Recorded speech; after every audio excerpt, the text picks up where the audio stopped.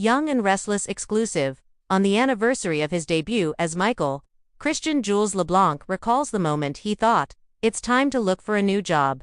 Even before he'd shot his very first episode of The Young and the Restless, Christian Jules LeBlanc was bonding with the cast members into whose world Michael Baldwin would soon be stepping. "My first day on set wasn't to tape a show, it was for a cast photo," he tells Soaps.com. "And I was, as I tend to be, talkative."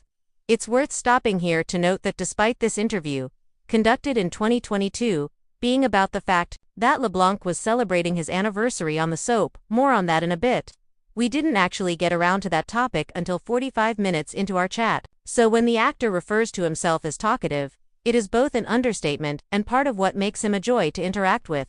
There is no conversational tributary down which he won't go, and the detours made along the way inevitably involve stories that range from charming to But back to the day in question. I was zipping around introducing myself to everyone, whether they wanted to meet me or not. As the world turns, vet recalls with a laugh. I introduced myself to the cafeteria lady and probably two people who didn't even work there, and as they're organizing us to take the big group shot, I hear Lauralee Bell Christine saying from 3 rows up, "That boy talks a lot." And I thought to myself, they get me. They really, really get me. Past imperfects soon after. His first episode aired on November 26, 1991. Audiences, too, would really, really get LeBlanc. As evidenced by the fact that despite doing some pretty awful stuff during his early years on the show, Michael would eventually become one of Genoa City's most beloved characters. "I'd always played the sort of quirky guy," the actor says, "and here I was playing some pretty dark material." Longtime viewers will recall that at one point, Michael became so obsessed with Christine that he rented the apartment next door, broke through the connecting wall, and attacked her. "I had never done anything like this," LeBlanc remembers. "I was being violent toward a woman. And thank God for Lauralee, because if she'd looked at all uncomfortable as we were playing this extremely difficult material, I would have crumbled. But there was not a moment that she was not game, and she went there with me every step of the way. As a result, this show has taught me that I am capable of so much more than I ever imagined when it comes to acting." Of course, as Michael spiraled out of control, LeBlanc read the writing on the wall and suspected his time on the show might be coming to an end. "Crazy doesn't tend to last too long," he says. "Michael had grown a beard in prison, and because the Emmys were coming up, I asked if I could shave it off. They were like, 'Oh yeah, not a problem,' and I thought, guess it might be time to look for a new job." Even as Michael was being ushered off the canvas, co-creators William J. and Lee Philip Bell assured LeBlanc he'd be back. "I was the most loved fired person, and they promised they would be calling me back," he recalls. And though he assumed that was just the Bells being kind, sure enough, Michael was given therapy and a second chance at life. What comes next? Nevertheless, to this day, the character carries within him that darkness which must remain under control. Michael relies heavily on Lauren to keep that part of him in check, muses LeBlanc. But that part of him can be poked, especially if something poses a threat to the people he loves, whether it's Lauren or Fenmore or Kevin, even Gloria. "I often think about Michael's past and the people he hurt. Could there be repercussions to that behavior? There's a history of women he abused during his early days, secretaries at the law firm, for example. Might there be children out there from those relationships? I think it would be interesting to see how the mistakes from his past could impact or even threaten to destroy his future," he adds. How would he cope? How would Lauren cope? How would they, as a couple, face the challenge? Vive le difference. Meanwhile, contemplating his longevity with Young and Restless has left him considering just how far he's come. "I always wanted to be a character actor," he reflects. "I remember someone telling me that of all the actors on the show, I'm the least like the character I play, and I thought, thank God." As to how they're different, he says that Michael is meaner and less patient than I am. But there is, he admits, one thing they definitely have in common. "I talk a lot," he laughs, "in the script and in life."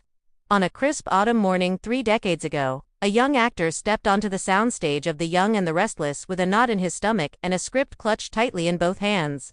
His name was Christian Jules LeBlanc, and though he didn't know it then, he was about to inhabit a role that would transform not only the show, not only its fanbase, but also the entire trajectory of his career. The morally twisted, dangerously charming, and ultimately, redemptive Michael Baldwin. But before he became a 3-time Emmy winner, before Michael Baldwin stood in Genoa City's most dramatic courtrooms delivering monologues that left viewers breathless, and long before he became part of the soap's most beloved family units, Christian experienced a moment of panic so acute that he genuinely believed, it's time to look for a new job. This anniversary exclusive dives deep into the story of that moment. How close Christian came to walking away, and how Michael Baldwin, one of the most iconic characters in daytime, almost never made it out of his first month. Christian's earliest memories of his audition remain vivid, textured with the kind of sensory sharpness that comes only from a life-changing turning point. He remembers stepping into an office lined with posters of legendary Y&R moments, feeling as though every portrait watched him with silent judgment. The casting director smiled and said, "We're looking for dangerous charm. Think brilliant, lawyer, questionable morals, devastating smile and a capacity for chaos." Christian laughed politely. Inside, though panic brewed, I remember thinking, well, I can do charming, dangerous, we'll see. His audition sides featured scenes of Michael manipulating, persuading, seducing, crossing lines with ease. Christian improvised, infused vulnerability beneath the villainy, and though he didn't realize it, the producers saw a layered soul who could grow. A week later, he got the call. "You're our Michael." After hanging up, Christian sat on his couch in stunned silence. Excitement bubbled in him, yet so did fear. "I knew how big Y&R was," he says now. "I knew this was an institution, and I knew roles like this didn't always last if you disappointed the audience." He had no idea how prophetic that fear would feel by the end of his very first week. Stepping onto the Genoa City set for the first time felt overwhelming.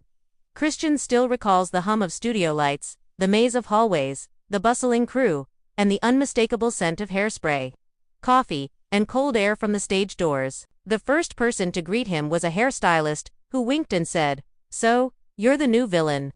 To which Christian responded, "I prefer morally complex future fan favorite, but I'll take what I can get." She laughed. He tried to laugh. Inside, turmoil. Christian's first scene was with an actress whose poise intimidated him. His debut required a delicate dance of menace and magnetism. He wanted to nail every beat. He did not. He missed his mark. Twice, he tilted the wrong way during a close-up, blocking the other actor. He spoke too softly, then too loudly, then too fast. Then, during take 6 of a tense confrontation, his prop pen burst splattering ink across his crisp shirt and, worse, across his co-star's arm. She froze. The director sighed audibly. Christian thought, "This is the end. I am going to get fired my first day. I should probably start typing up a resume." Yet no one yelled. No one scolded. They simply cleaned up the ink, reset the shot, and filmed again. But the damage was done to his confidence. "I went home that night, convinced I was going to be replaced by morning," Christian admits. The moment that truly convinced Christian that he was doomed came on day 3. The script called for Michael to deliver a powerful monologue, seductive, laced with control. A speech that would establish him as a formidable new presence in Genoa City. Christian rehearsed it all night, pacing his apartment, whispering the lines into mirrors, practicing inflections until dawn. He arrived at the studio, exhausted but ready. The director counted down. 3, 2, 1. Go. Christian opened his mouth. Nothing came out. Not a word. His mind blanked with the clarity of a wiped chalkboard. I had never forgotten a line in my life, not even in high school. And suddenly I couldn't remember one sentence. Not a syllable. He walked off set, paced a corner, and muttered, "They're going to fire me. For real. Not a joke this time." When he returned, prepared to apologize, the director stood up and said, "Let's do it again. You're fine. You're human." That grace changed everything. Despite the shaky beginning, something extraordinary happened once Christian settled into the rhythm of daytime television.